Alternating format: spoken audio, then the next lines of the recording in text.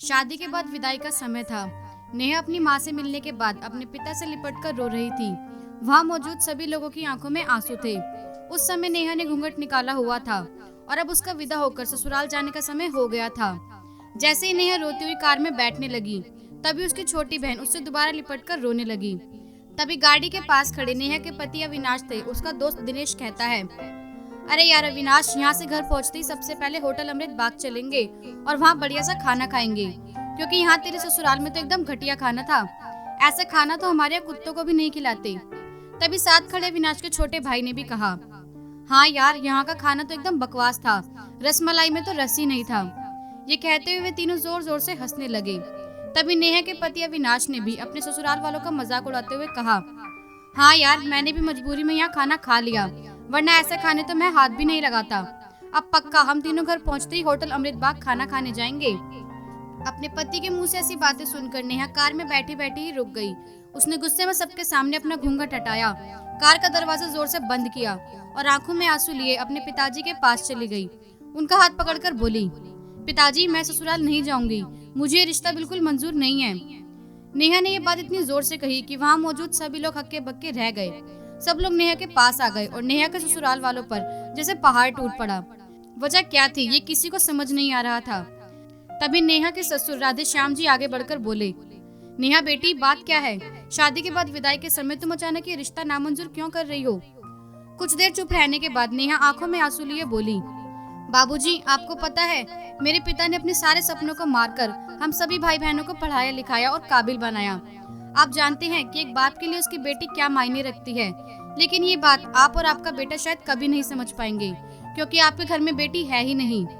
आपको शायद ये भी नहीं पता कि मेरी शादी में कोई कमी न रह जाए। इसके लिए मेरे पिताजी पिछले 2-3 महीनों से रात 2-2, 3-3 बजे तक जाग कर मेरी माँ के साथ बैठकर तय करते थे कि रसोइया कौन होगा, बारातियों के लिए कौन कौन से पकवान बनेंगे, उन्होंने कहाँ बिठाया जाएगा, ताकि किसी को बुरा ना लगे। मेरी माँ ने पिछले 1 साल से एक नई साड़ी नहीं खरीदी, ताकि मेरी शादी में पैसों की कमी ना हो। आज भी मेरी शादी में मेरी माँ ने बड़ी बहन की साड़ी पहनकर खड़ी है। मेरे पिताजी भी फटी हुई बनियान पहनकर यहाँ खड़े हैं, सिर्फ इसलिए कि मेरी शादी में कोई कमी न रह जाए।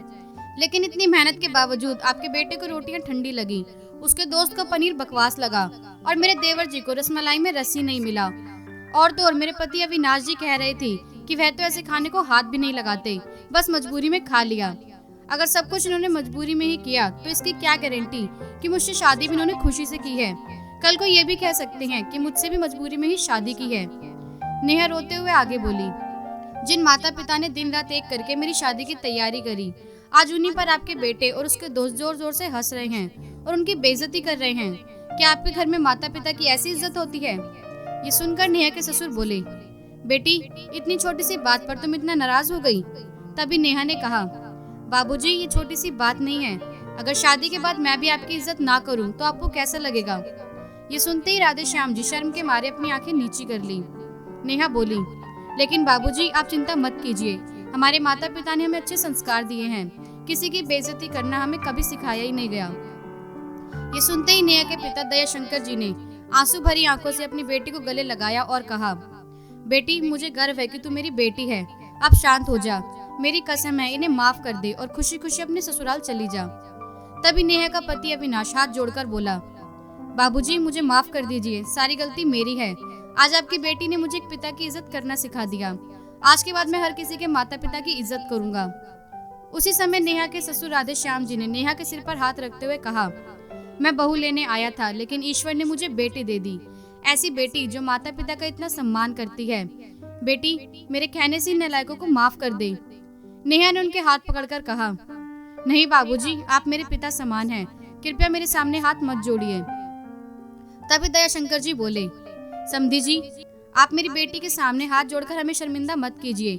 मेरी बस यही प्रार्थना है कि मेरी बेटी को अपनी बच्चे की तरह समझिए और कभी उससे कोई गलती हो जाए तो उसे माफ कर दीजिए। राधे श्याम जी बोले, आप बिल्कुल चिंता मत कीजिए, अब तो नेहा हमारे पूरे घर को संभालेगी, यही हमारे घर की लक्ष्मी है। ये सुनकर नेहा के पिता खुश हो गए और उन्होंने अपनी बेटी को खुशी खुशी विदा कर दिया। नेहा भी अब राजी खुशी अपने ससुराल रवाना हो गई। पीछे रह गई उसके माँ बाप की आंसुओं से भीगी आंखें और वह आंगन जिसमें कल तक वह हंसती खेलती थी। आज उस आंगन की चिड़ियां उड़ चुकी थी किसी दूर प्रदेश में। तो दोस्तों, बेटी माँ बाप का अभिमान होती है, एक अनमोल धन। एक बाप पत्थर दिल बनकर अपने जिगर के टुकड़े को विदा करता है। इसलिए हमें कभी भी किसी के माता पिता का अपमान नहीं करना चाहिए।